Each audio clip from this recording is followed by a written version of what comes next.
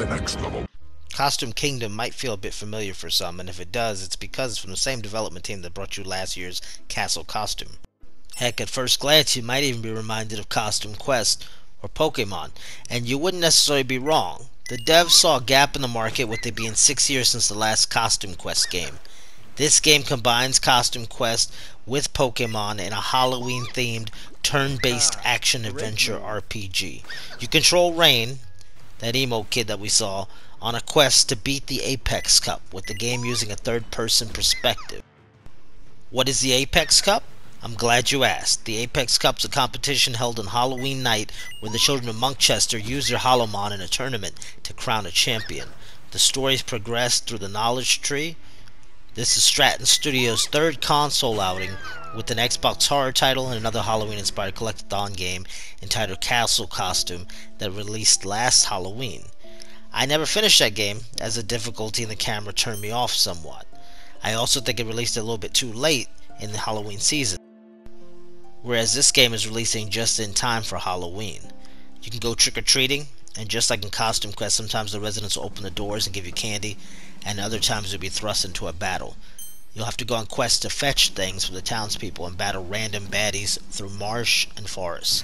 The battles are random, but you won't encounter any bad guys in the streets of the town itself.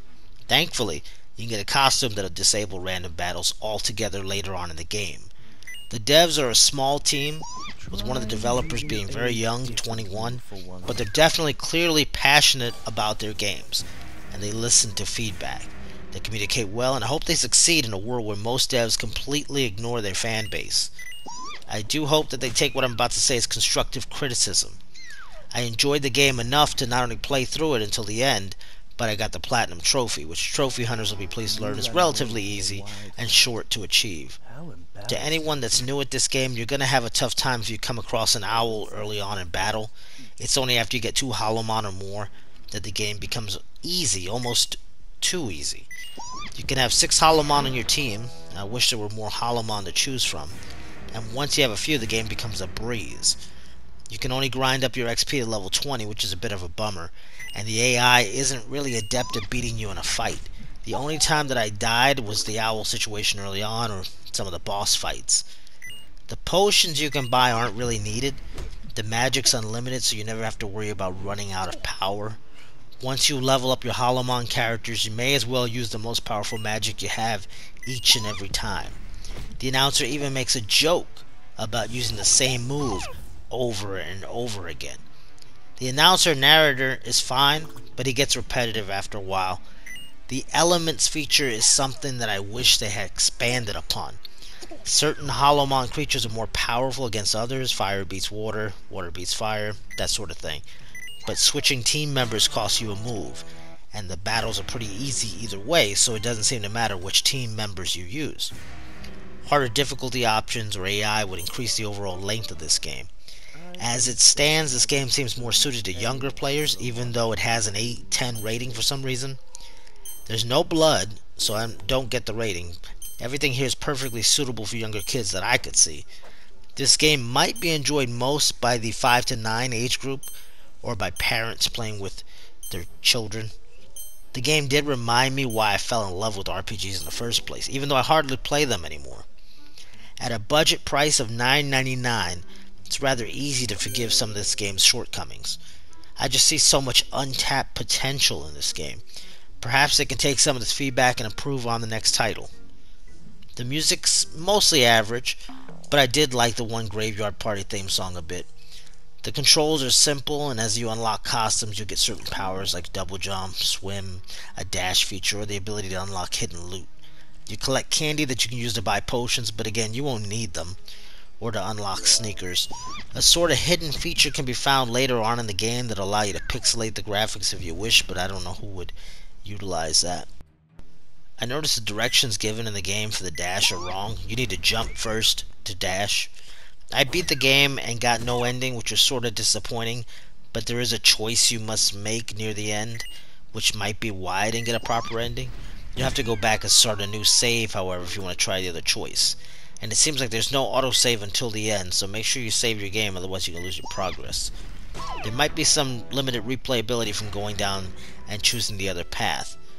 Ultimately, I wish there were more Holomon characters, more stages, more bosses, higher difficulty options, an expanded elemental system, and no XP cap on the Holomon.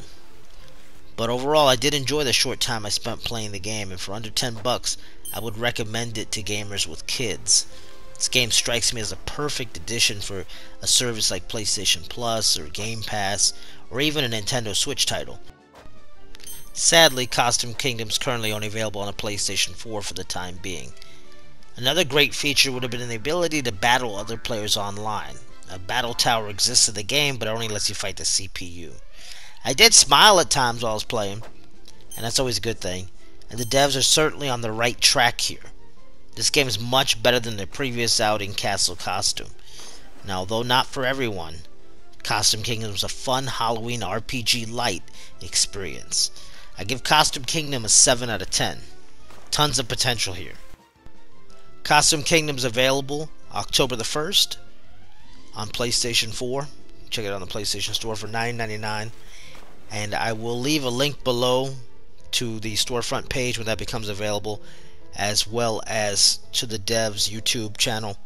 And they're very good about responding, about feedback, about replying to any questions you may have, any concerns, and they definitely listen to their fan base, so that's always a plus. I do hope you enjoyed the review and enjoy the rest of the gameplay here.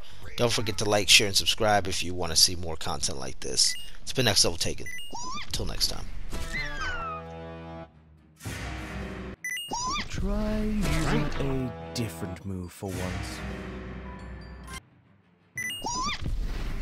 Haha, great move.